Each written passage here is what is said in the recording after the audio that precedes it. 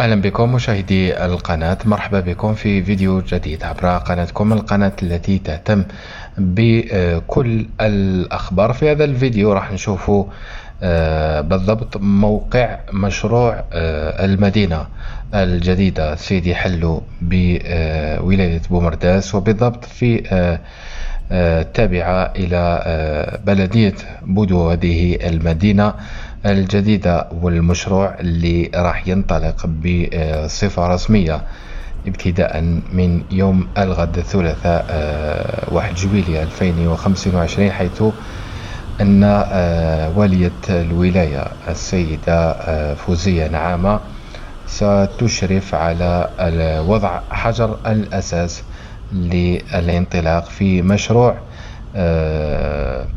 هذا المشروع اللي فيه 20,000 وحدة سكنية بهذه المنطقة، منطقة سيدي حلو.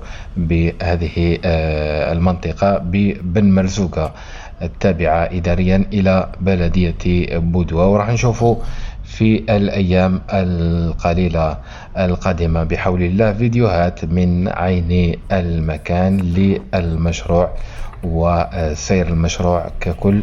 إذا نخليكم مع هذه الصور الخاصة بالموقع. كما قلت هذا موقع المشروع، مشروع المدينة الجديدة سيدي حلو بودوة، وعدل 2025. شاركونا آراءكم في التعليقات، ولا تنسوا الاشتراك في القناة وتفعيل زر الجرس يصلكم كل جديد. إذا شكرا لكم، إلى فيديو آخر بحول الله. دمتم في رعاية الله وحفظه، والسلام عليكم ورحمة الله تعالى وبركاته.